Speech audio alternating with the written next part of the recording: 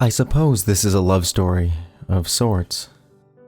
One of those tales of lost loves and might-have-beens. Only mine is more tragic than most, and it takes a much darker turn. Most people don't realize that there are many types of love in the world. Some that take a lot more than they give, but despite how things turned out, I'm still glad that she came into my life. And sometimes, knowing that a part of her lives on in me is the only thing that keeps me going. I wish I could say that I fell in love with Julia the first time I set eyes on her, but that's not the way things happen in the real world. We barely noticed each other at first. We both went to the same art college and we saw each other around a lot, but we were each too wrapped up in our own lives to pay too much attention to the other. Art college can be a crazy place. Most of the people there are straight out of school with very little life experience, yet they're expected to produce meaningful works of art that say something deep and profound about the human condition. So a lot of the people you meet tend to overcompensate for this by exaggerating their personality, trying to become louder, more outrageous and eccentric, to convince people that they are interesting and different enough in themselves to be worth paying attention to. Sorry if I sound a little jaded here, but while it's entertaining at first to meet all these supposedly larger-than-life characters, believe me, after a while it gets old pretty quick. You meet so many of these self-consciously arty types that you soon see everything they do as just a cry for attention. They're all style and no substance, and for the most part they're a lot less interesting than they think they are. There's nothing beneath the surface. Julia, on the other hand, was a different kettle of fish entirely. I think that's why I never really noticed her at first. In a sea of students all trying to be as different as possible, her quietly calm and understated manner went entirely under my radar. But as time went on, we began to run into each other more and more, and I slowly became to appreciate her for what she was. A genuine, bright, witty, and caring person, with a profound sense that life was a mysterious and magical thing, and that art might be the best means to plumb those ineffable depths. There was no whirlwind romance or dramatic confessions of love. We just seemed to drift together over the weeks, like planets trapped in each other's orbits. We went from acquaintances, to friends, to best friends, and soon we were spending almost all our time together. I don't even remember when we first became lovers, as it just seemed to happen so naturally without either of us having to consciously decide on it. It was as if we both shared the same skin. For a time, things were perfect. When we were together, things felt easy for the first time in my life. I didn't care what other people thought of me, and I'm sure she felt the same. As long as we had each other, we didn't need anybody or anything else. Even as it was happening, I think a part of me knew that it couldn't last forever. Perfection never does. Still, I could never have imagined the way in which it would all fall apart. All over such a small thing. Such a tiny thing. I thought nothing of it at the time. We were lying in bed, basking in the shared warmth of an idle Sunday summer morning, when suddenly she jumped as if she'd received a mild electric shock. "What's the matter?" I asked offhandedly. Nothing." She rubbed a patch on her stomach. "I think something just bit me." "Let me see." There was nothing there, just the usual warm, pink expanse of skin. I've been over this moment in my head countless times since then, but I'm positive that there was nothing to see. Not so much as a pinprick. As the day went on, however, she kept worrying at it, scratching at the same spot until the skin was red and raw looking. "Itching will only make it worse," I warned her, but she couldn't leave it alone. She hardly slept a wink that night. I know because she kept me up too, twitching and fidgeting, raking at her belly with her long fingernails until the skin was red, raw, and bloody.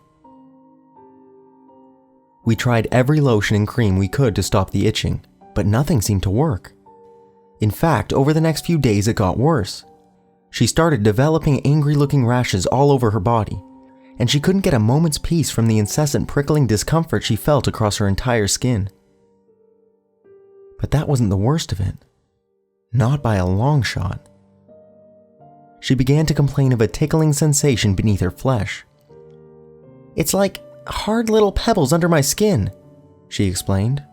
"I can feel them moving around, squirming." She took my hand and placed it on her belly. "Feel." The skin was red beneath my fingers, and it felt slightly hot, but I couldn't feel anything apart from the steady rise and fall of her breathing. After a second or two, she gave a little shudder and moved away. Her eyes looked intently into mine. "Did you feel it?" I had never seen her look so serious. "There's something alive in there." The days after that were a blur. A mix of doctors' waiting rooms, hospital visits, and hour after hour of reading up on every type of worm and parasite I could find. Everything we tried drew a blank. The doctors could find nothing wrong with her, and her symptoms didn't match any known cause.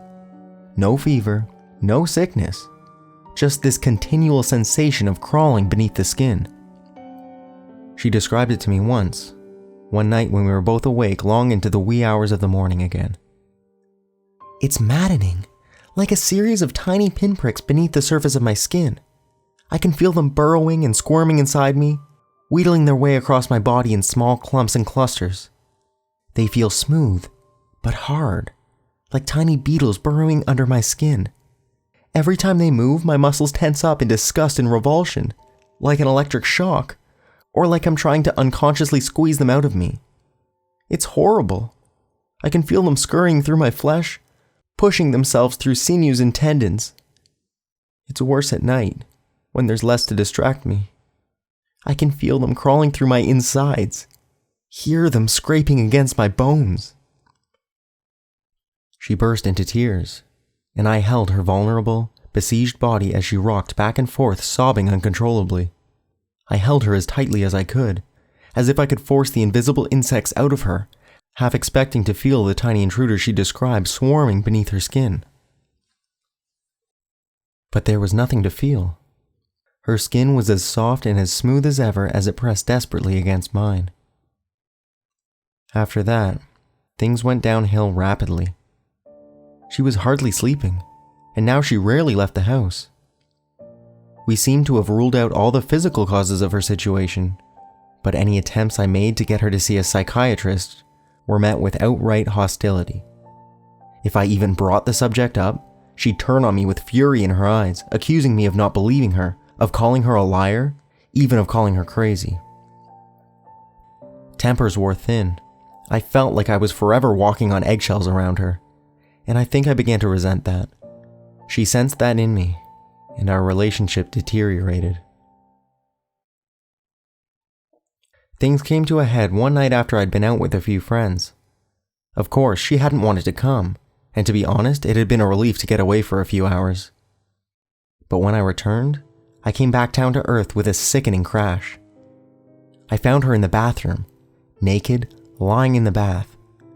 She had a small pair of nail scissors in her hand and was covered in bloody scratches all over her body. She had been trying to dig out the insects she believed were burrowing beneath her skin. She was very drunk and barely coherent.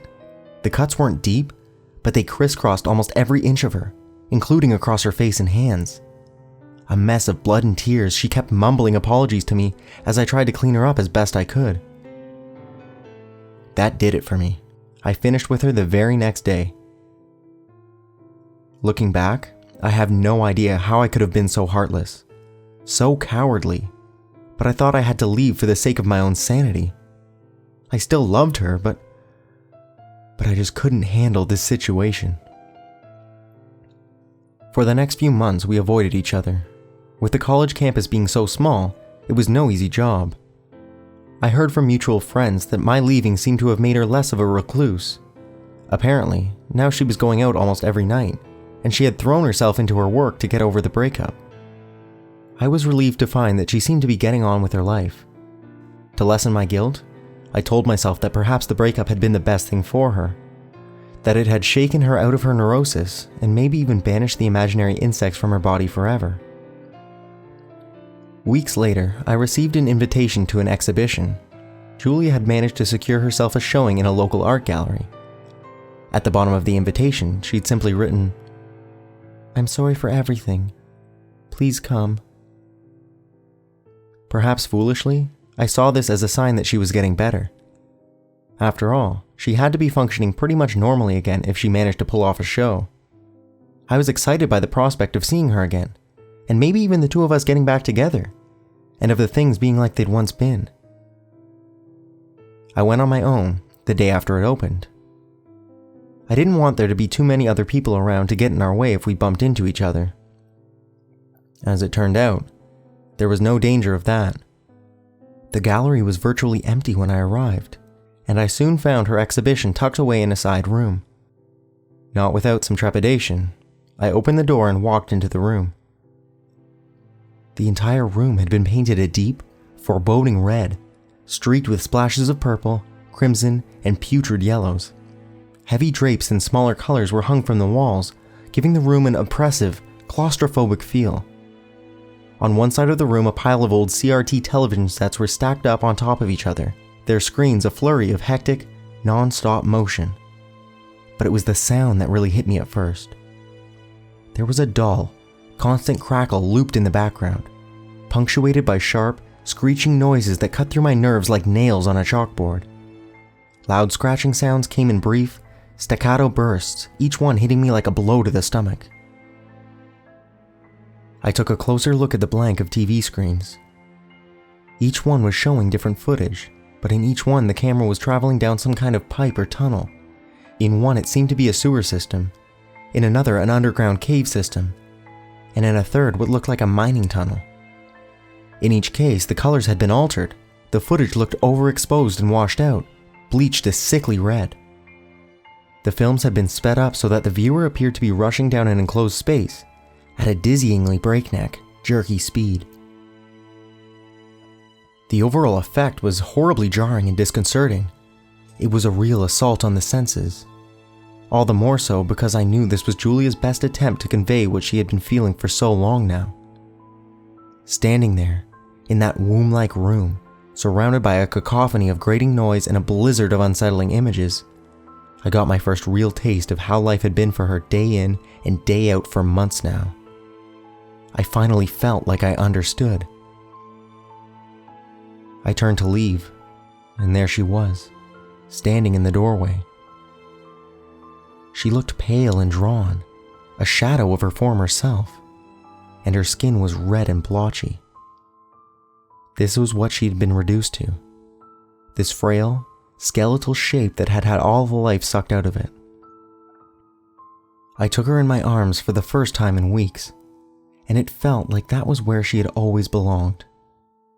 We kissed, and in that moment I suddenly knew what I had to do, to free her from her pain and torment. I slipped my hands around her neck, which was as thin and fragile as a bird's. She didn't struggle as I tightened my grip, and after a short time her body went limp, and I laid her carefully on the floor. She finally looked at peace, as if she was in a deep and dreamless sleep. I flicked a switch on the wall and the room went silent and dark. For her, it was all over. But something passed between us in that kiss. As the life went out of her, I felt on her lips a peculiar tingle, like a brief electric shock, or perhaps the bite of a tiny, burrowing insect.